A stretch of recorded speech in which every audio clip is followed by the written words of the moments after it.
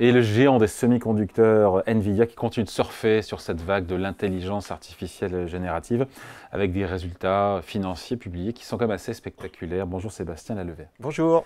Directeur général de Montpensier-Arbevel, donc le géant californien Nvidia qui continue à vendre toujours plus de puces graphiques pour entraîner, faire tourner les modèles d'IA, avec des ventes, on donne le chiffre quand même, qui ont flambé de 80%. C'est sur le 4e trimestre. Et pourtant, le cours de bourse, il a perdu 8% dans la foulée. Qu'est-ce qui ne convient pas? Qu'est-ce qui fait tiquer les investisseurs et qui sont trop gourmands avec Nvidia? Alors déjà, de quoi on parle? On parle d'une société dont le cours de bourse a été multiplié par 280 en 10 ans. Et le plus fascinant, c'est que sur les 2 dernières années, le cours a fait x6 ou 7. Mais sur la même période, les anticipations de résultats pour l'année en cours maintenant ont aussi fait x6 ou x7. Donc en réalité, il y a 2 sujets. Un, on se dit ça a tellement monté, c'est une bulle. Et ce à quoi on peut répondre assez facilement, non. Parce qu'en réalité, le cours de bourse n'a fait qu'épouser la courbe de progression des résultats. Et cette courbe de progression des résultats, elle est liée effectivement à une croissance sur les dernières années fabuleuse. Au-delà de 80%, ce qui fait tiquer, c'est peut-être qu'avant c'était une croissance de 100, 120%. On pas qu'à ça à 80, donc c'est moins bon, même si ça reste. En fait, il y a un truc qui s'appelle les maths, qui fait qu'à force de multiplier tout le temps, ça devient des gros chiffres, comme le PIB chinois, où on se disait c'est une catastrophe, ça ralentit. Oui, mais au bout d'un moment, on n'empile pas les milliards. On peut empiler les milliards, mais ça fait moins de pourcentage. Donc il y a cet élément-là. Et effectivement, parce qu'on attend 50% de croissance, mais l'année d'après, ça fera plus que 27. De croissance. Et l'année d'après, ça fera plus que 13. Donc ça, c'est l'inertie. C'est malheureux, hein, on connaît ça depuis la gravité, on connaît ça depuis Newton, mais ça marche pour les boîtes aussi. Plus elles grossissent, plus c'est dur de répliquer ça. Et là, on est un peu là-dedans. Alors après, ce qu'on doit se dire, c'est que là, on attend la 200, ils ont fait 130 millions de chiffre d'affaires, 130 milliards de chiffre d'affaires en janvier, fin janvier 2025. On attend 200 milliards pour l'année en cours, fin janvier 2026. Et ils feront 130 milliards d'EBITDA. Donc ça veut dire que l'EBITDA attendu sur l'année en cours correspond au chiffre d'affaires de l'année précédente. Et en free cash flow, c'est à peu près 100 milliards. Donc il y a 50% de conversion entre le chiffre d'affaires et le cash flow. Ce sont juste des chiffres fabuleux. On a beaucoup parlé de cette bulle potentielle sur l'IA, sur Nvidia. Et c'est vrai que cette percée, on l'a commenté largement ici, même ailleurs, de DeepSeek, l'IA chinoise, fin janvier, ça semait le doute, on l'a bien senti un peu dans la tête des investisseurs.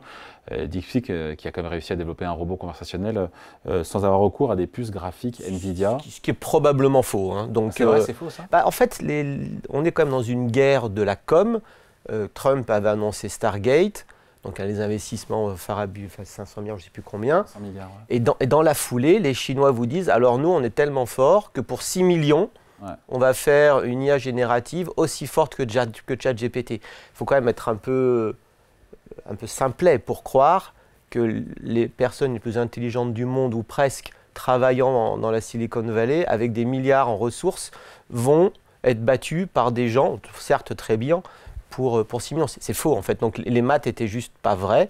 Et donc en réalité, ce chiffre-là était une foutaise. Alors après que DeepSeek ait été un réveil pour les Américains un peu quand on a eu dans la course à la Lune, c'est possible. Wake-up call. Un peu un wake-up call. Donc la réalité, c'est que là où c'est une très bonne nouvelle, c'est que l'open source se retrouve un petit peu, reprend un peu du galon. Ça donne un peu un coup de boost à tout le monde, mais ça veut dire quoi en fait? Ça veut dire 2 choses. Déjà, les investissements en infrastructure ne vont pas diminuer. Parce que si les modèles coûtent un petit peu moins cher, ce qui n'est pas évident en plus, ça veut dire que ça va se vulgariser. Si ça se vulgarise, il y a plus de demandes. S'il y a plus de demandes, il y a encore plus de besoins.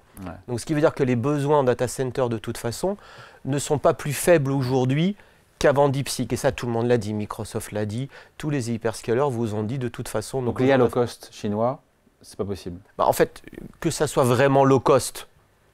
En fait, le problème de l'IA générative aujourd'hui, c'est en fait, il y a plein d'éléments qui font qu'un modèle est efficace. Il y a effectivement la capacité de calcul, mais après, il y aura plein d'autres choses. Il y aura la qualité des données, il y aura la qualité du soft. En fait, tout ça est vraiment multidimensionnel. Mais en fait, en réalité, c'est qu'on se rend compte aujourd'hui que Grok, le modèle d'Elon Musk, il explique que lui, il va l'entraîner sur 150, plus de 100 000 puces Blackwell. Donc en réalité, cette demande... Blackwell, c'est les puces de Nvidia. Ça ne fait qu'en réalité, ça va continuer encore plus vite. Il y aura plein modèles différents. Ce qui est intéressant, c'est que le jour où DeepSeek est sorti, bon, Nvidia a baissé, mais les boîtes de logiciels aux États-Unis ont monté. Ouais. Et donc, en fait, nous, on est en bourse. Ce qui nous intéresse à la bourse, il y a deux choses importantes. Il y a un adage qui dit on achète la rumeur et on vend le fait. Et en fait, la rumeur, c'était que l'IA est extraordinaire pour Nvidia. Ça, c'est les 2 dernières années. Maintenant, on rentre dans une période un peu plus compliquée qui est que on sait plein de choses, on attend plein de choses, donc maintenant, il faut délivrer. Ouais. Donc, boursièrement, on n'est pas sur des multiples énormes, hein, on est sur un multiple sur le janvier 26, on doit être on est un peu entre 20 et 25 fois. Ça n'a rien de délirant. Donc, il n'y a rien de délirant, sauf les vrais sujets, c'est se dire la marge brute.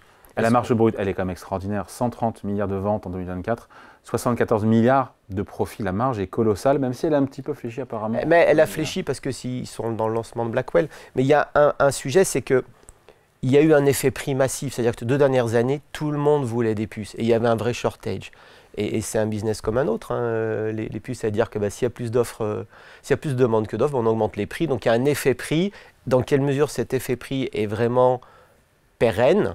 Donc, la marge va baisser probablement. Est-ce que c'est un problème? Non, c'est juste que... Quand on a 70 ou 75% de marge. Ça veut dire que dans les modèles, mais la bourse, c'est toujours comparer la réalité aux attentes. Donc aujourd'hui, le vrai sujet pour un actionnaire d'NVIDIA, c'est dans quelle mesure cette société sera capable de continuer à surprendre positivement par rapport à des surprises qui ont été fabuleuses depuis des années. Elle produit toujours positivement, mais moins positivement qu'avant. C'est ça, en fait, la dérive seconde. Les boursiers sont des enfants gâtés. Hein. Ils en veulent toujours plus. Et c'est pour ça que c'est un vrai sujet pour les patrons d'entreprise et pour un gérant. En fait, il vaut mieux une société dont on attend une catastrophe qui fait qu'une demi-catastrophe. Là, le cours monte. Alors qu'une société extraordinaire qui fait 99,9% des attentes, ça baisse. C'est nouveau, ça. En général, l'action montait toujours après la publication des résultats. Là, on voit, encore une fois, ça baisse de 8%. C'est oui, pas mais là, il se passe un truc, c'est que le marché est un peu tendu. Hein. Ouais, regardez, les 7 magnifiques, depuis le début de l'année, elles sont en baisse, à part Meta. La réalité, c'est qu'il y a un président américain qui stresse un peu le système avec sa volonté de taxer un peu tout, je ne vais pas dire n'importe comment, mais un peu. C'est-à-dire que le monde économique aujourd'hui est un peu en attente et un peu ébranlé par l'environnement actuel, ce qui fait que la bourse, qui a bien marché depuis plusieurs mois, est un peu plus tendue parce qu'il y a pas mal d'incertitudes. Donc pour l'actionnaire, quand on est actionnaire ou pas actionnaire d'NVIDIA, on fait quoi? Quand on est là, aujourd'hui... le meilleur est derrière peut-être, non?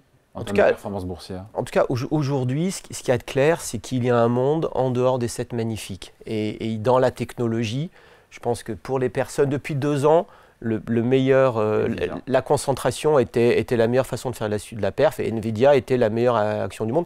Enfin, c'est 3 000 milliards de capitalisation boursière, c'est la dette de la France, hein, donc en capitalisation boursière, c'est un peu beaucoup. Aujourd'hui, probablement, si on s'intéresse à l'IA, si on s'intéresse au data center, il y a peut-être d'autres sociétés qui permettent de jouer cette thématique et qui sont peut-être capables de surprendre positivement. Est-ce qu'NVIDIA pourrait pâtir, justement, vous en parliez indirectement, de cette guerre commerciale, notamment entre les États-Unis et la Chine? Très clairement, parce que la capacité, je crois qu'NVIDIA fait plus de 20% de son chiffre d'affaires dans la zone. Et donc, il y a une réalité de si Trump décide de couper encore... Il a rajouté 10% de droits de douane en plus. Au-delà des droits de douane, mais d'interdire d'autres produits, de rendre l'accès aux puces encore plus compliqué, même s'il y a toujours manifestement des voies parallèles pour le faire. Mais oui, ça fait partie des sociétés comme ASML en Europe. Il y a d'autres sociétés. La tech en général reste suspendue à la volonté politique. Aujourd'hui, la volonté politique, c'est Trump qui l'a. Et on sait que ça peut être violent dans un sens ou dans un autre. Donc ça crée une incertitude. Donc le moins 8% post-résultat est à mettre en lumière, je dirais, d'un monde qui a un peu changé. Et je pense que le marché, on est sorti un peu du tout cette magnifique et le reste on s'en fout. Et je pense qu'il y a une diversification qui est en train de s'opérer. D'ailleurs, quand vous regardez, si je devais... Moi je ne suis pas fan des trackers comme...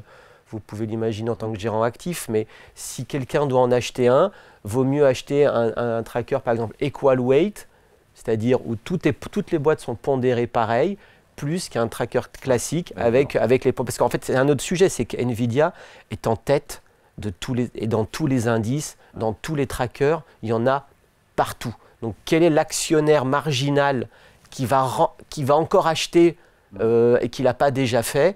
c'est pas facile, alors qu'il y a plein de secteurs et plein de zones où ça existe ça. Avant de se quitter, juste l'avance aujourd'hui de Nvidia sur les puces graphiques, elle est toujours là, malgré la concurrence qui fourbit ses armes, des startups, des concurrents dans la tech américaine, ce qui se passe en Asie ou ailleurs. Là, c'est des années, on l'a vu avec Blackwell, c'est des années de développement, et puis c'est des sommes d'argent fabuleuses en R&D depuis des années. Et puis surtout, on disait tout à l'heure, c'est qu'il y a 15 ans, Nvidia, c'était la boîte de GPU. On se disait, est-ce qu'un GPU est vraiment utile? Parce qu'un CPU, ça peut le faire. Donc c'était super pour les puces graphiques. C'était la boîte des gamers et des cartes graphiques.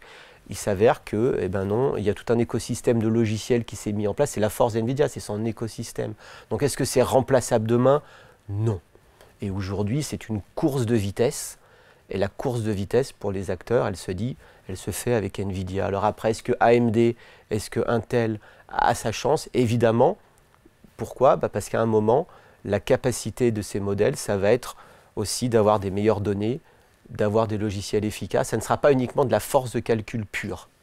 Allez, merci beaucoup. Explication, décryptage signé Sébastien Lalevé, directeur général de Montpensier Arbevel. Merci. Bientôt.